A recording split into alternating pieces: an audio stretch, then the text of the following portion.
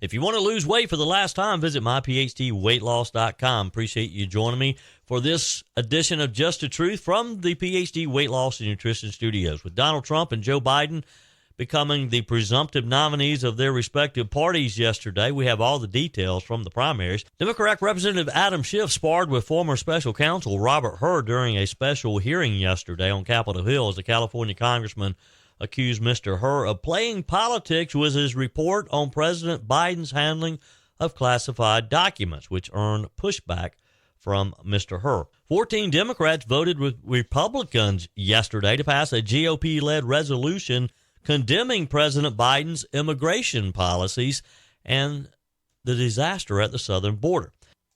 The margin of error got a little smaller yesterday with the announcement that Colorado GOP Representative Ken Buck will resign from the House before the end of March. Hope you're enjoying the conversation today on the Firmin Ford text line, 864-477-JOEY. That's 864-477-5639.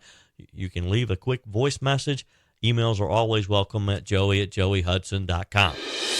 I told you we'd be back. And ye shall know the truth, and the truth shall make you free. It's Joey Hudson. On our guest line this morning, Senator Tim Scott. Thank you for listening to one of the best radio shows. Joey, God bless your leadership. Joey, congratulations on your new show. I just wanted to let you know that I always appreciate your perspective and your common sense approach to the issues. You know what? If people like you keep telling us the truth, believe me, we're paying close attention. Let your voice be heard. And the truth shall set you free. Here's Joey Hudson.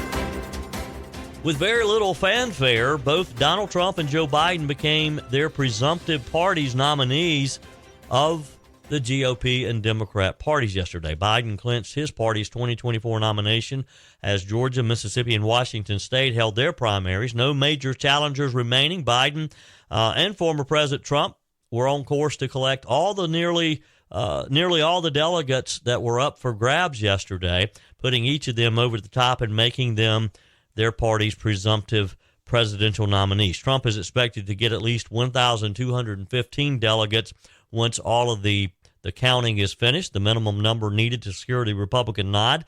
And ahead of yesterday's primaries, Trump had been awarded just over 1,000 delegates, 1,077 to be exact, according to the GOP, meaning that he needed just 138 delegates. Between the Georgia, Hawaii, Mississippi, and Washington State GOP nominating contest, there were 161 delegates up for grabs, which, assuming that Trump is declared the winner in all of those, which he is expected to be, he will be the nominee. The Tuesday's primaries also capped off one of the least surprising Republican presidential contests, despite the fact that a crowded field of GOP candidates ran against the former president, all but two. Trump and Haley remained by the time of the New Hampshire primaries on January the 23rd. It ended pretty quickly, although Nikki Haley didn't seem to get the message until late in the game. Meanwhile, on the Democrat side, Biden earned enough delegates to secure the Democrat presidential nomination. Biden had 1,872 delegates as of yesterday morning. The president swept 14 of 15 contests last week on Super Tuesday. Needed 1,968 to clinch the nomination. Georgia has 108 delegates up for grabs. 35 delegates were at stake in Mississippi and another 92 in Washington. Biden got all of those yesterday. On the GOP side, 59 delegates were available for Georgia. 40 was in Mississippi, 43 in Washington State. 19 more delegates were up for grabs in Hawaii, which holds a Republican presidential caucus. Trump swept 14 of the 15 in Super Tuesday, you'll remember, which moved him much closer to the officially locking up the 2024 Republican nomination. He seemed to have done that yesterday. This November's rematch between Joe Biden and Donald Trump is the first in the race for the White House since 1956, when Republican President Dwight Eisenhower defeated former Democrat Governor Adlai Stevenson of Illinois when they faced off for the second time. In a statement as he seemed to win the nomination, Biden took aim at Donald Trump, charging that, quote, Donald Trump is running a campaign of resentment, revenge, and retribution that threatens the very idea of America. 864-477-JOEY, 864-477-5639. Your comments are welcome on the Firmin Ford text line. So speaking of November the 4th general election, as we start to get closer to that date, the political reality of Joe Biden's southern border disaster is dawning on Democrats wanting to be reelected to the Congress. 14 Democrats voted with Republicans yesterday to pass a GOP-led resolution condemning Joe Biden's immigration policies. I've got the details for you here in just a minute. First, let me talk with you about your weight. I know it's a little bit personal. Are you wanting to lose some of that visceral fat that you've gained around your waist? If this is the year that you have declared you're going to get healthy and lose that excess weight, I got a suggestion for you. Call this number right now, 864-252-4925, 864-252-4925, and talk with the professionals at PhD Weight Loss and Nutrition. Over 3 years ago now, I was introduced to Dr. Ashley Lucas and her team in the Greenville office of PhD Weight Loss and Nutrition. They have offices in Asheville, Charlotte, Lake Norman, and if you're listening to my voice someplace else, like maybe California, Illinois, anywhere in the United States, you can participate in this program virtually. Just go to myphdweightloss.com for all the details. If you want to lose weight and get healthy, you'll feel better, you'll sleep better, you'll have more energy, and you'll be so much healthier to be able to do those things that maybe you haven't been able to do in a long, long time with your family. Let me encourage you to do this. Don't wait. Start today. Go to myphdweightloss.com. PhD Weight Loss and Nutrition, the official partner of the Clemson Tigers. This resolution yesterday was introduced by Representative Monica De La Cruz, a Republican from Texas. She represents a border district who was chosen to give the Spanish language rebuttal to Biden's State of the Union last week. Her legislative text targeted both Biden and Homeland Security Secretary Alejandro Mayorkas, accusing them of having, quote, created the worst border security crisis in the nation's history. The resolution also accused the Biden administration of pushing asylum policies that critics argue help fuel the border crisis, and that the administration has, quote, purposely violated United States immigration law by refusing to detain inadmissible aliens arriving at the border. Now, the vote comes just hours after House Democrats' newly created task force on border security held its first press conference calling for bipartisan solutions to the crisis. Now, what do they think the solution is? Yeah, you guessed it, spend more money. In particular, they're pushing for consideration of the Senate's bipartisan $118 billion border security and foreign aid package, which Republicans in both the House and Senate have criticized. Representative Tom Suozzi of New York said, to solve this problem, you need to have action by the United States Congress. And this group has come together to say, listen, we see this bipartisan bill in the Senate. It doesn't do everything we want, but it will solve this problem. So let's do it. Let's move forward. Well, actually, Representative Suozzi, we don't need the $118 billion to be spent to secure the border. Just ask your president to reverse his executive orders he so proudly signed the first day he took office, the day that he reversed all the Trump-era policies that led to the safest borders we've seen in decades. That doesn't cost one thing, Representative Suozzi and your colleagues who have suddenly decided that you need a border security task force as we start thinking about November election. Suddenly, the Democrats in the House have gotten interested in the southern border. Speaker Mike Johnson has made the border crisis and immigration a central focus of his since taking over the U.S. House of Representatives in the GO conference last October.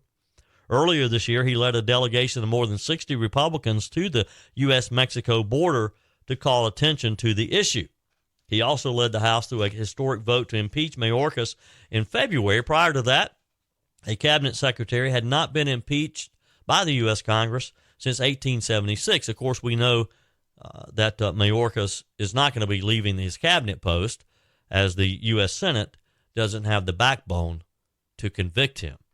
Almost 7.3 million illegals have crossed the southwest border since Joe Biden took office, probably more than that. That's sort of the official count, if you will, a number greater than the population of 36 individual states. 864-477-JOEY. Send your comments to the Firmin Ford text line. Don't you just see the hypocrisy of the Democrats suddenly forming this task force, suddenly interested in border security? And hey, kudos, and I never thought I'd be offering my my support of Democrats, but kudos to those 14 Democrats who stood up today with Republicans saying, hey, we got to have a solution here. And spending another $118 billion is not necessarily the solution. Democrat Representative Adam Schiff sparred with former Special Counsel Robert Hur during a very contentious House hearing yesterday, as the California congressman accused Hur of playing politics with his report on Joe Biden's handling of classified documents, which earned some pushback from Mr. Hur. You're going to want to hear this. First, let me talk with you about that next new vehicle of yours. You're looking for a good,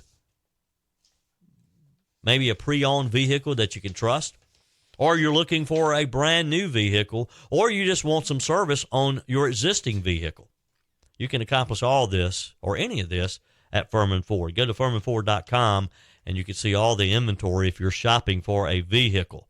Firmin Ford, their name is on the sign because their name is on the line. And when you deal with this locally owned and operated, family-owned business, you can call, you can email, you can stop by, which is what I recommend, and you can always have access to a member of the Firmin family.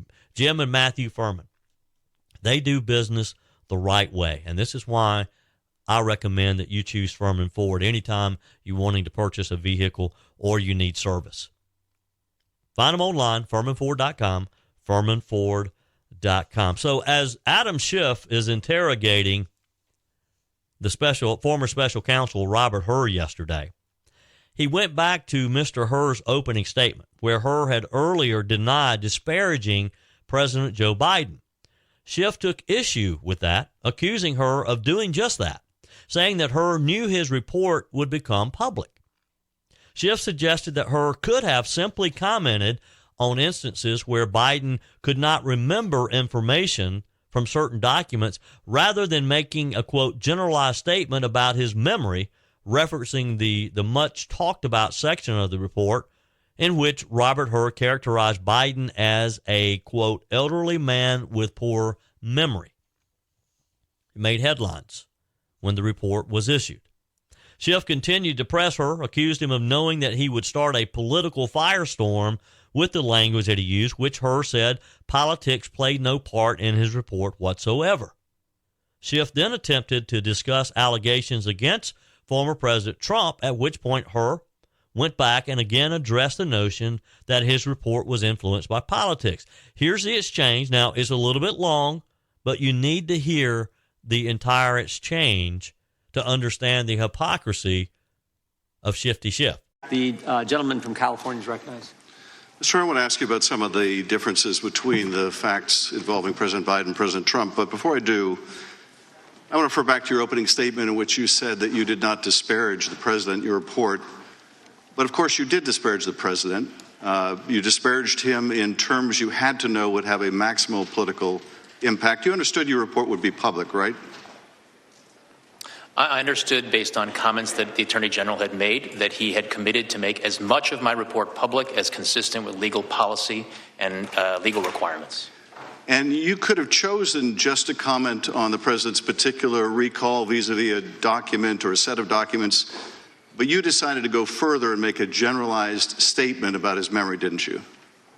Congressman, I could have written my report theoretically in a way that omitted references to the president's memory, but that would have been an incomplete and improper report, and that it did not reflect my analysis. You could have written your report with comments about his specific recollection as to documents or a set of documents, but you chose a general pejorative reference to the president. You understood when you made that decision, didn't you, Mr. Hur, that you would ignite a political firestorm with that language, didn't you?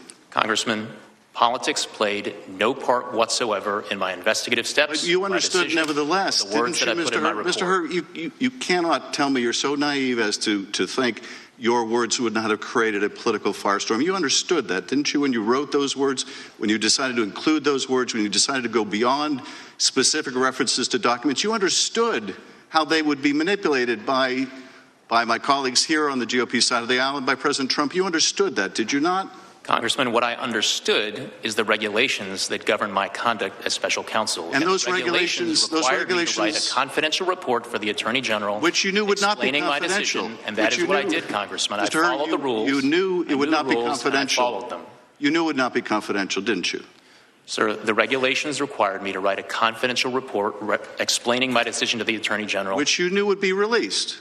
It was up to the Attorney General to determine you understood it would be released, did you not? Would be released consistent with DOJ policy. You understood it would be released. You understood it would be released. I understood from the Attorney General's public comments that he would make as much of my report public as he could, consistent with legal requirements in DOJ policy. And you also understand DOJ policy that you are to take care not to prejudice the interests of the subject of an investigation, right?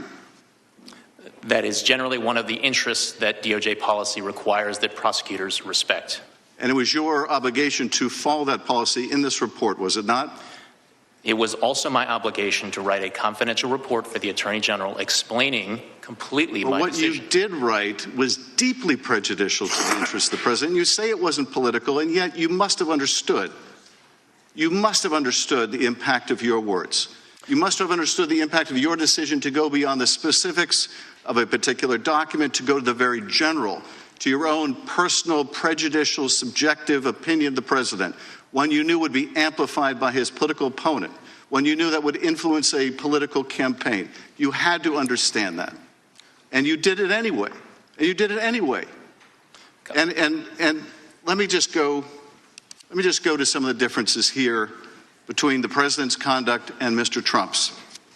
In the superseding indictment, on page 3, it says that Mr. Trump suggested that his attorney falsely represent to the FBI and grand jury that he did not have documents called for by the grand jury subpoena.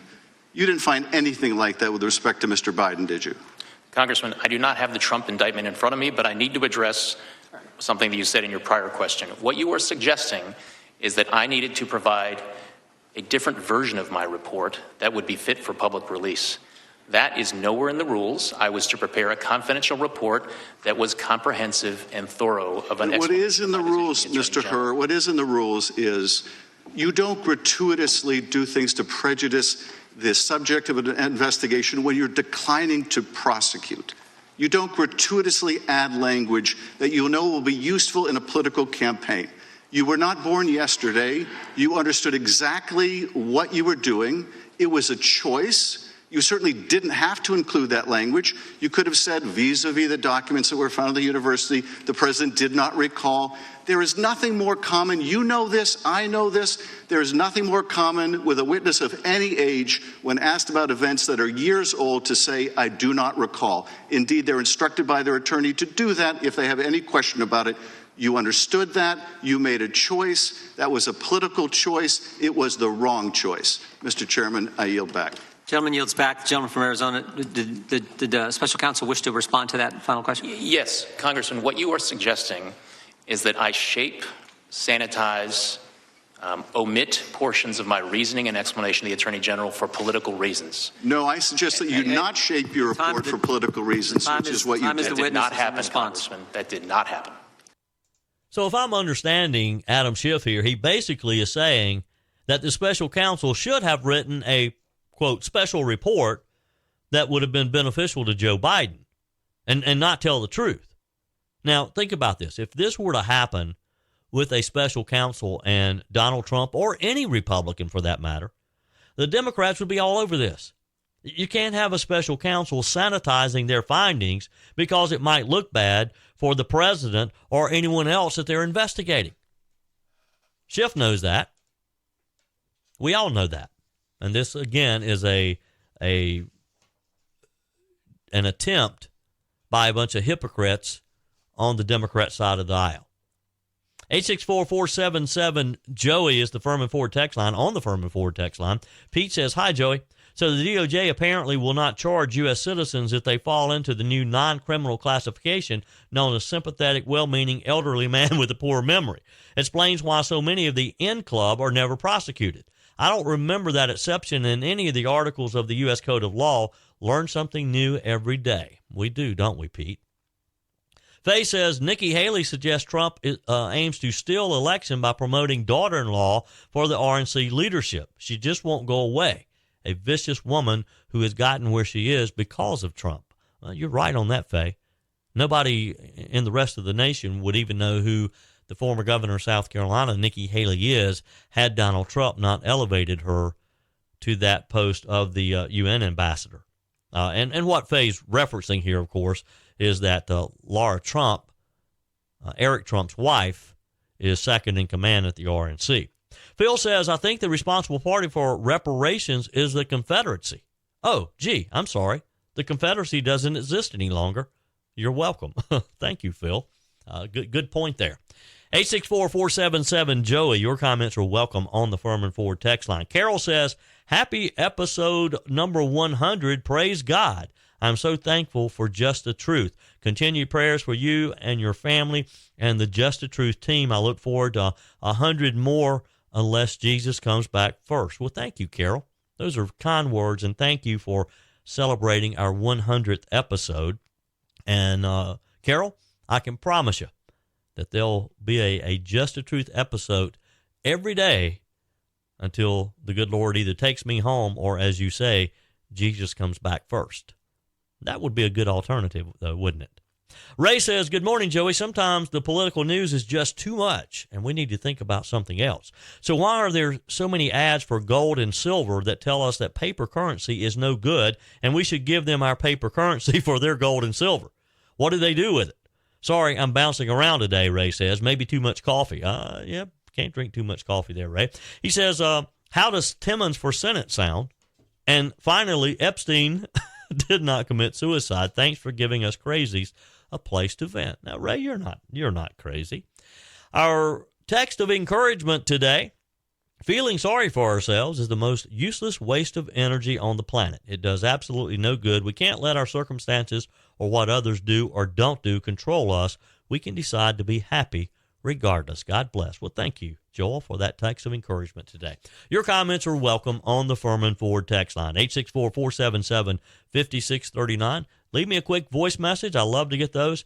Email me, joey@joeyhudson.com. Unfortunately, the margin of error got a little smaller yesterday for the U.S. House of Representatives as Colorado GOP Representative Ken Buck will resign from the House by the end of the month, we're told. Now, we not necessarily a big loss because Ken Buck's leaving the House, but the fact that we have such a slim margin of error in the House, this could make things a little more difficult. I'll give you the details on that in just a moment. Are you looking for a new refrigerator, new dishwasher, maybe new microwave, stove? Look no further than Discounted Appliance Warehouse. It's where I buy all my appliances, and unfortunately, I buy too many appliances at times with some of my rental properties, and they always take good care of me. All I have to do, for example, a few weeks ago, and I've told you about this, open my refrigerator, the lights wouldn't come on. You always that's a bad sign. In this case, though, it turned out to be pretty good. Johnny came out very quickly, within a few days, and just popped one of the lights out, replaced it. Everything's good. Refrigerator's good. But that's the type of service that you get when you purchase your appliances from Discounted Appliance Warehouse. Appliances are expensive. You can't afford to make the wrong decision. And when you shop with my friends at Discounted Appliance Warehouse, who have a A+ Better Business Bureau rating, by the way, nearly perfect reviews on Google, and the team at Discounted Appliance Warehouse, they have the knowledge that you can make a very confident purchase.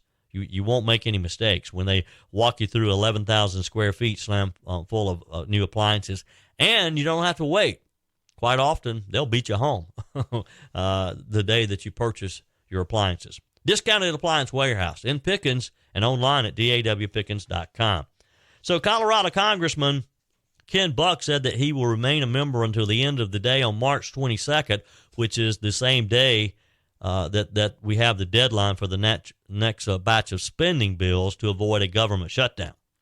In a brief statement yesterday, the Republican said his terms in office were an honor and that he is looking forward to staying involved in politics. In his statement, he said, "It's been an honor to serve the people of Colorado's 4th District in Congress for the past 9 years. I want to thank them for their support and encouragement throughout the years. Today, I'm announcing that I will depart Congress at the end of next week. I look forward to staying involved in our political process, as well as spending more time in Colorado with my family." Colorado Governor Jared Polis also released a statement following Mr. Buck's announcement, thanking him for his years of service, saying, "I thank Ken for his years of public service to Colorado, for his time as Weld County District Attorney, to his time in Congress. He has shown his deep commitment to improve public safety and to serve our nation. I wish him all the best in this next chapter. To ensure that Colorado has representation we deserve in Congress and to minimize taxpayer costs, I plan to take swift action to set the date of the special election to fill the vacancy created by Ken Buck's resignation to align with Colorado's primary on June 25th. Buck has served in the House of Representatives since November 2014. He's currently assigned to the House Judiciary Committee and the Foreign Affairs Committee. 2 weeks ago, Buck introduced a resolution that calls on Vice President Harris and the cabinet to remove President Joe Biden through the 25th Amendment, citing Biden's mental and physical health. Buck was also one of 3 House Republicans who opposed the impeachment of Homeland Security Secretary Alejandro Mayorkas. This was no big surprise necessarily. Buck had previously announced that he's not running for another term. His resignation, of course, will squeeze the GOP's majority even more. The breakdown of the 431 members with 218 Republicans, 213 Democrats. Now the GOP will only be able to lose 2 votes of their own on any given issue. The next special election is for the seat occupied by former Representative Brian Higgins, a Democrat from New York. That's coming up April 30th. If that seat stays in the Democrat hands, the new breakdown is 432 members with the 218 Republicans and 214 Democrats. That would mean the margin would effectively be 1 seat for the GOP. Flip 2 votes and you have a tie. And by the House rules, a tie always loses in the House, just like it does at the blackjack tables in Las Vegas. Special election to succeed former House Speaker Kevin McCarthy is set in California for May the 21st. That's it for today's edition of Just the Truth. Appreciate you joining me in the PhD Weight Loss and Nutrition Studios. To lose weight for the last time, visit myphdweightloss.com. If you haven't joined my mailing list, visit my website, joeyhudson.com. Go ahead and do it now so you don't forget. Click on the Connect with Joey button so you can receive our emails with the most up-to-date news. Also, find me on YouTube. Just search for Joey Hudson. Send me a quick text if you have any issues there, and I'll send you a link. Appreciate you spending a few minutes of your day with me because I know that you do have choices. Thanks for being part of the Just the Truth family. Keep those comments coming via the Firmin Ford text line, 864-477-JOEY, and keep those emails coming as well, joey@joeyhudson.com. We're back again tomorrow. Until then, remember, God's got this. He's still in control.